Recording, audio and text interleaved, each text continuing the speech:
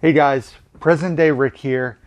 So I've decided, since the recording of this video, which is almost 3 months ago, that I am going to stop doing review videos. And what I mean by stop doing review videos is the type of video that I do where I summarize what I watched the last, 2 weeks or in a month. There's a few reasons. The biggest reason is the amount of time it takes to record said videos, then edit them, put all the ratings and posters in. I've actually had this video recorded 3 months and just haven't felt the desire to do the editing and everything. And plus, these videos don't really get the views that the pickup videos do on the channel. So this is going to be my last bi-weekly or monthly review video. I have toyed with the idea in the new year of possibly doing a TikTok style or a short video where I do a brief review of something that I think you guys should really check out closer to when I watched it. The other thing is, if you do enjoy my reviews, which some of you folks do, you've reached out to me, you can always follow me on Letterboxd. The link is down below. I review everything that I watch. I have tons of lists of rankings, what I want to watch for certain years. You can always follow me on there. I'm going to still use that platform. Even that I'm behind on. A lot of it has to do with the time of year it is, but I've just been focusing more on family and stuff. Work, the resell end of what I do. It's just, doing videos isn't as fun for me as it used to be. Not saying I'm done doing videos. I'm actually about to record a bunch of pickup videos, but just wanted you guys to hear it from me. This is going to be the last review video. So we'll cut to 3 months in the past, Rick, where I talk about, I want to say July reviews. So stuff that I watched 5 months ago now. And yeah, so pickup videos coming, obviously, end of the year stuff like favorite movies and least favorite movies of the year will be coming. I'll probably review those, towards the end of January like I normally do to try to catch up on some stuff I've missed. And that is it. So let's cut to past Rick when we talk about what I watched. Hey everybody, what is going on? It is Rick, and I am here with August 2022 Part 1 reviews. 13 movies to talk about. Let's dive right in. The first movie was an Apple Plus flick called Finch that I checked out.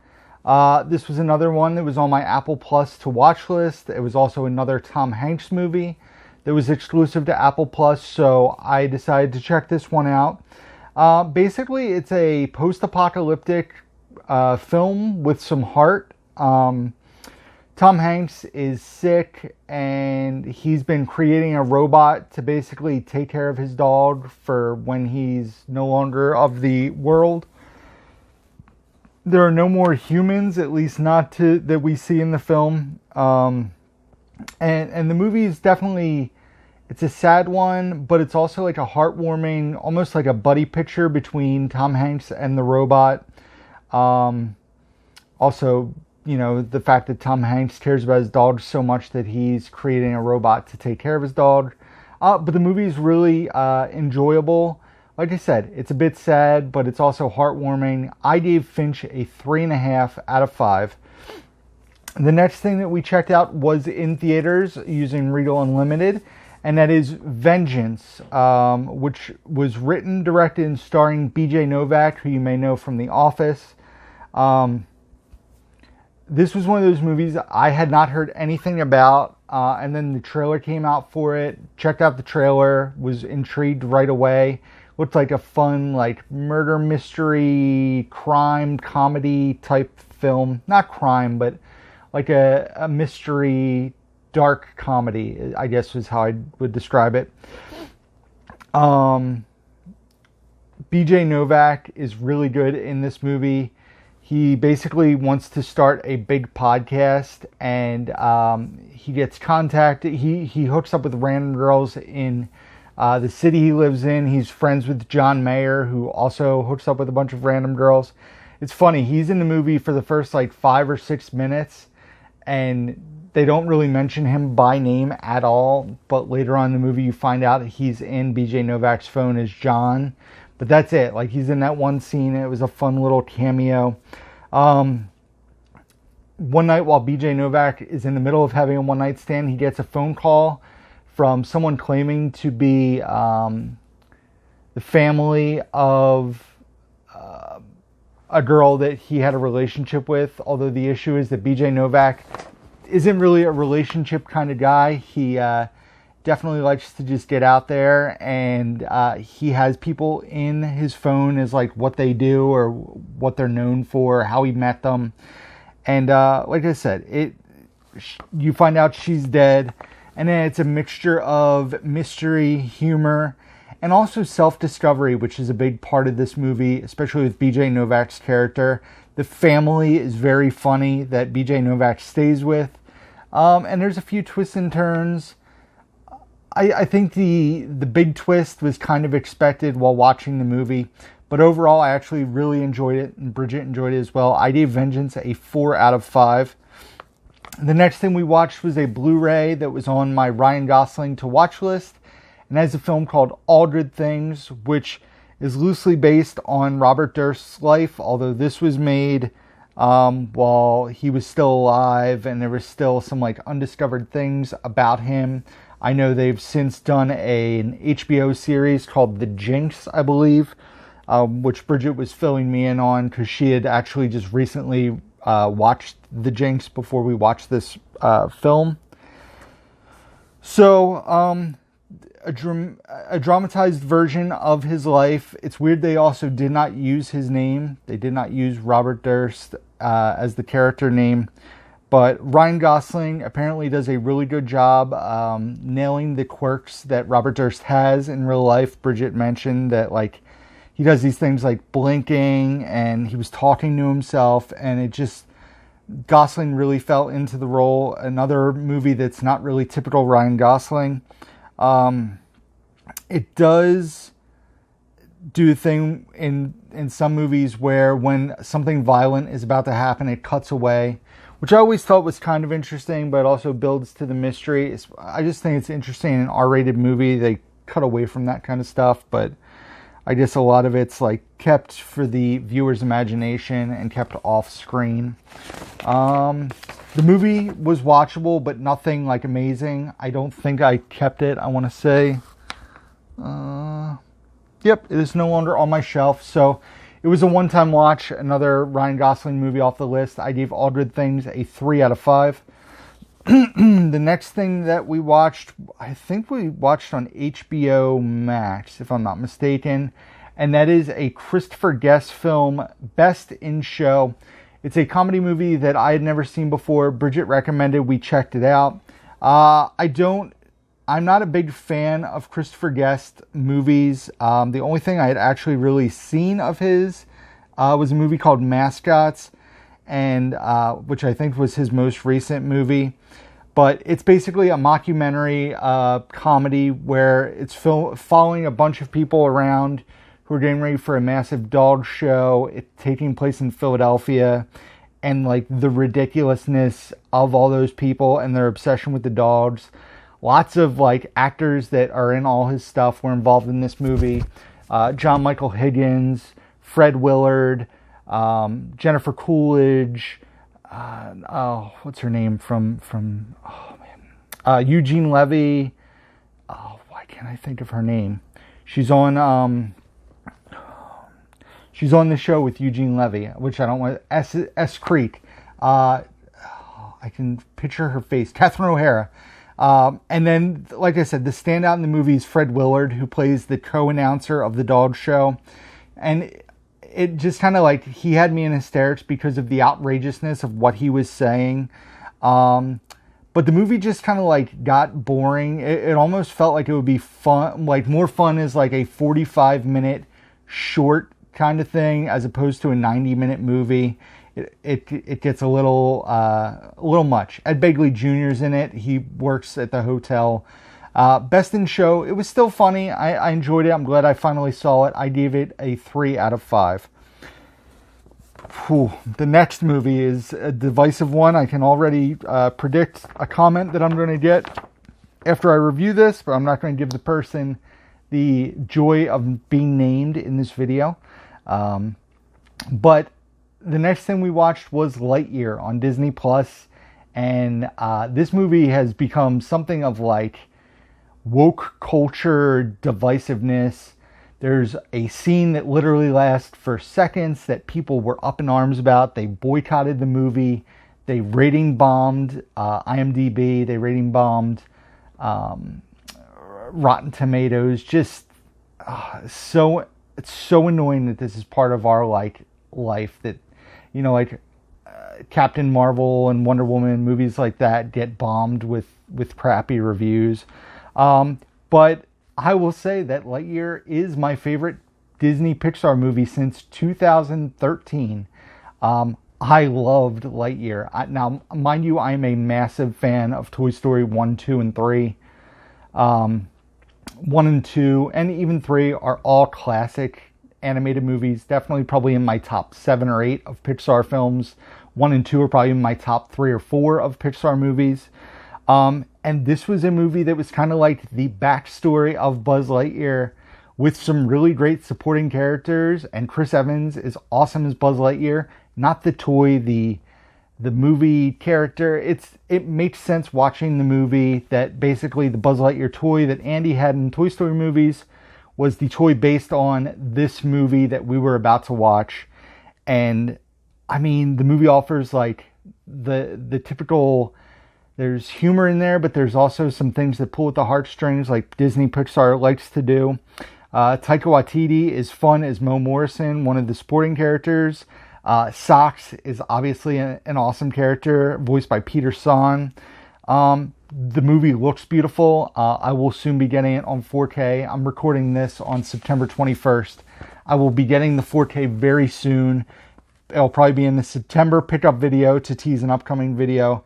And I'm excited to revisit Lightyear because, like I said, I loved it. I gave Lightyear a 4 out of 5. An awesome Disney Pixar movie. And like I said, my favorite one in 9 years. So the next thing I watched was a bit of a disappointment, and that is Sonic the Hedgehog 2, which we watched on Paramount Plus. I was one of the people who was pleasantly surprised by the first Sonic the Hedgehog movie. Jim Carrey was awesome as Dr. Robotnik. There was a good relationship between James Marsden and Sonic, voiced by Ben Schwartz. I was really excited to watch the sequel. And, they introduced Idris Elba, who plays Knuckles in the movie. And then Colleen Shaughnessy, I'm going to say, I don't think that's right, voices Tails. But this is definitely like a step down from the original. It's a lot more cartoony and over the top. Even Jim Carrey as Dr. Robotnik, like, it was good. It was fun to see him back to his comedy roots in the first one. But this one just feels like he was almost mocking how goofy the character was. Like, it was too over the top. The movie has like a 2-hour runtime, which felt totally unnecessary. I don't think the movie needed to be anywhere near that long. James Marsden is not in the movie a ton, which is a shame because the relationship between him and Sonic in the first movie was a lot of fun and probably one of the best parts about the first one. So Sonic the Hedgehog 2 gets a 2.5 out of 5. The next thing that we watched was in theaters again, and using Regal Unlimited, and that was Bullet Train, which stars Brad Pitt, Brian Tyree Henry, Aaron Taylor Johnson, Zazie Beetz, and others. Bad Bunny's in it. Other people are in it. So I was very excited when I heard this was going to be R-rated. I definitely thought when we saw trailers that it looked like it could be a really fun R-rated movie. But I was worried that they were going to water it down and make it like a PG-13 movie for box office reasons. And they didn't. They kept it R. And the movie is a very fun film. There were a ton of laughs. The standouts in the movie are definitely Brian Tyree Henry and Aaron Taylor Johnson, who play Lemon and Tangerine brothers. If you know those two actors, you'll know that that is a funny concept. But there's a lot of fun, like, action set pieces. The movie takes place primarily on a train, a bullet train, and there's a bunch of people trying to kill each other and get a briefcase. Joey King is also in this movie. She is very good. And the fun thing this movie did was there was like a mystery element to it. And there's all sorts of stories, and they do a good job of tying everything together, pretty much tying up all loose ends. And it's just it's fun to see an R-rated action comedy that's not a reboot, it's not a remake, it's not a sequel, just a fresh new cast of characters and concept. And I will go on record by saying I would love to see Lemon and Tangerine be in their own spin-off movie. That is not a spoiler for anything that happened in the movie, because, I mean, it could be a prequel, it could be a postquel. I'm not going to spoil it. But Bullet Train coming to physical soon, as of the recording, I believe, October and November. 3.5 out of 5. Check out Bullet Train. The next thing we watched was on DVD. It was another Ryan Gosling film. As you can see, I've been trying to check off the Ryan Gosling movies from the list. And this is a movie which is one of his earlier movies. And that is one of the earlier movies in his filmography that I hadn't seen. The Believer, which is, man, it is a wild concept for a movie.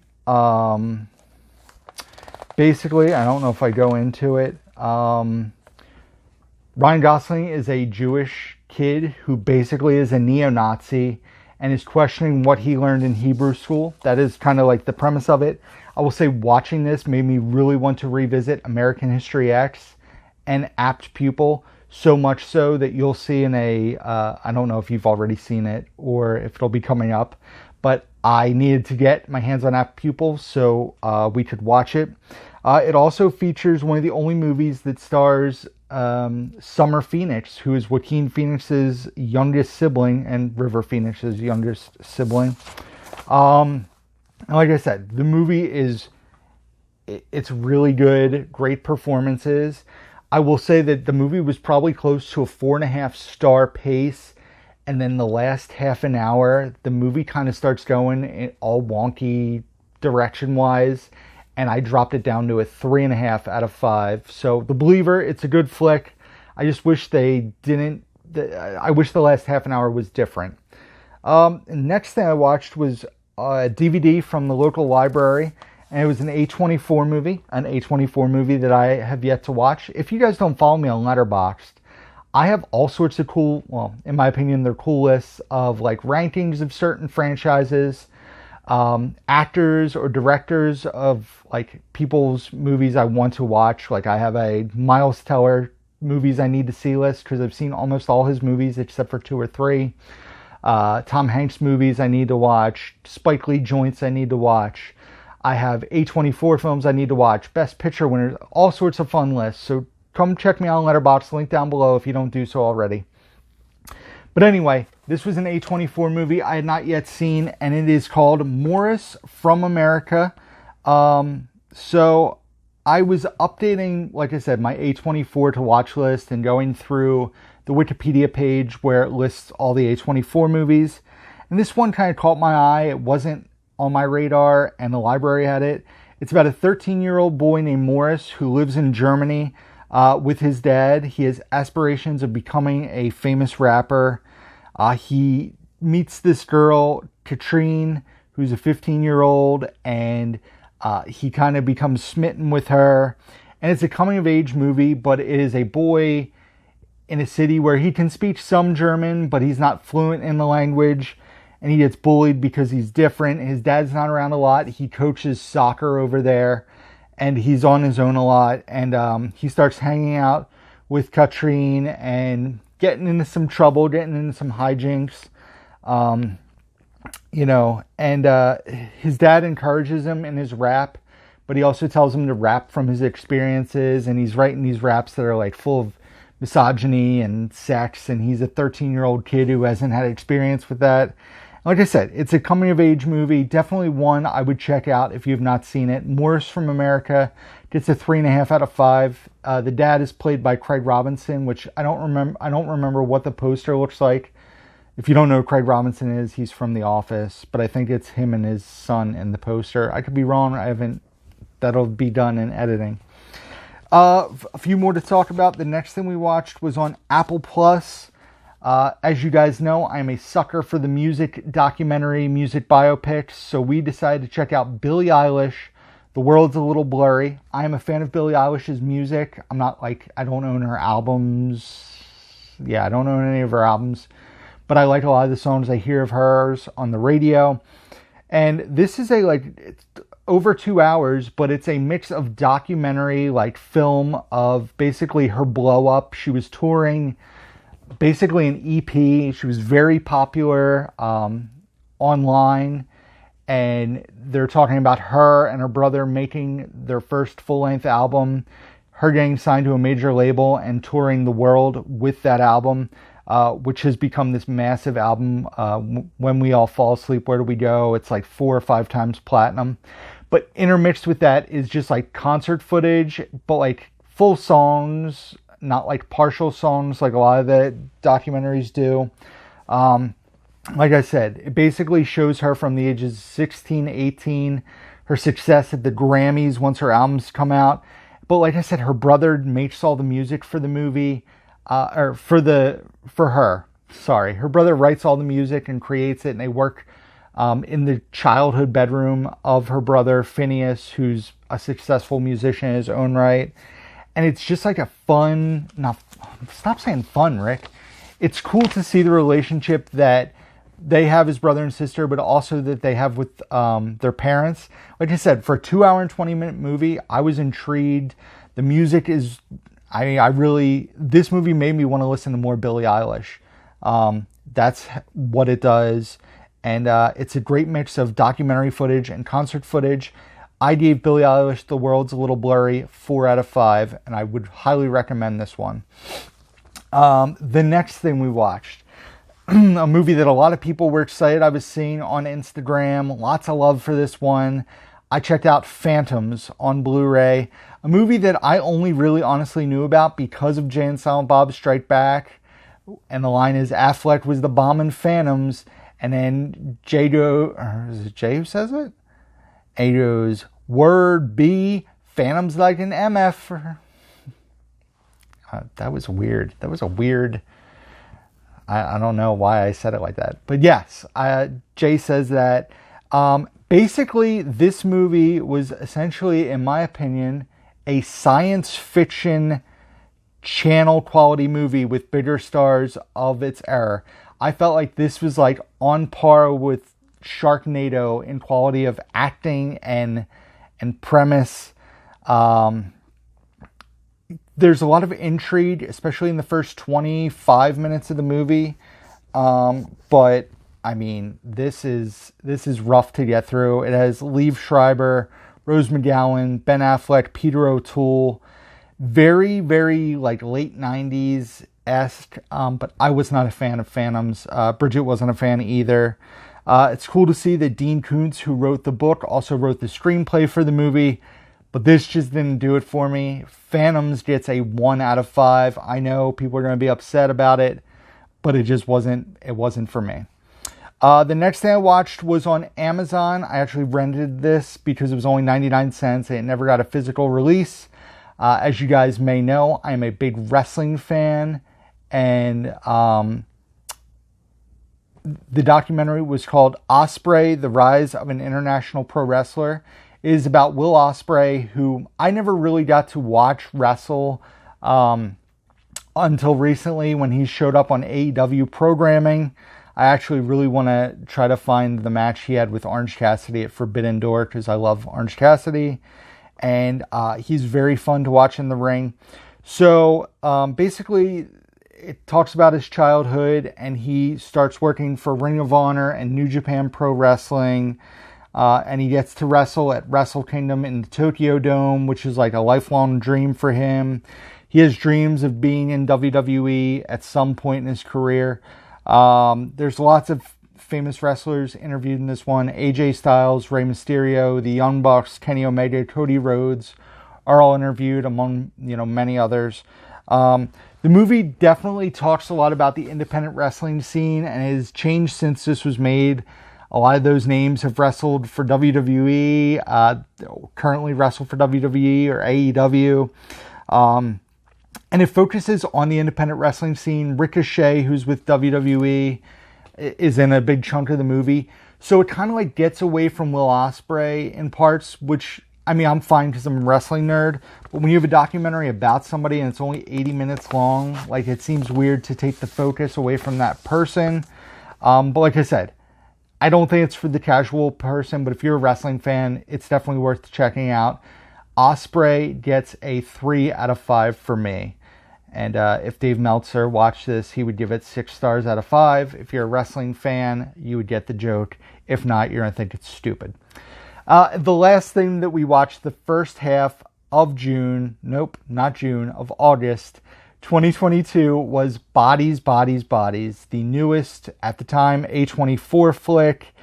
And this movie was an absolute blast. I cannot wait to get this on physical media. It's a movie that tackles Generation Z in a really, really fun way. And as I guess technically a millennial, I really appreciate what it did with that. There's some fun knocked at a millennial as well. There's a millennial in the group. I can see how Gen Z would be offended by some parts of this movie, but I think it's kind of accurate in parts as well. It is definitely a dark horror comedy. I wouldn't even say horror, dark suspense comedy, I guess I would put it. Rachel Snow, who I've mentioned before in Shiva Baby, is the standout in this movie. She is hilarious. You have Pete Davidson in it, who I know some people aren't really a fan of. You have Ananda, the girl from The Hate U Give. I can't think of her name. Ananda Stelberg. Oh, I'm sorry if I got your name wrong. Not that you're watching this, but the movie takes place, basically a bunch of kids are partying in a mansion. They're having a hurricane party, and everything goes off the walls once the electricity goes out. And I definitely am excited to revisit it because obviously it's one of those movies where there's a twist. And now that I know where the movie goes, I would like to revisit it in that respect. I basically, and I'll end my review saying this, I heard somebody describe this as a coked out Clue, and I 100% agree. That is how I would describe this movie to somebody who has seen Clue. It is wild, but it is fun. So that is it, guys. That is everything I watched the first half of August 2022. Thank you for watching. Check out the description box down below where you can find links to my Facebook, Instagram, Twitter, Letterboxd, where I rate and review all the movies that I watch, Amazon wishlist, Blu-ray.com profile, eBay store, email address, P.O. box, all down below. That is it. So thank you guys for watching. As always, until next time, who's down to movie?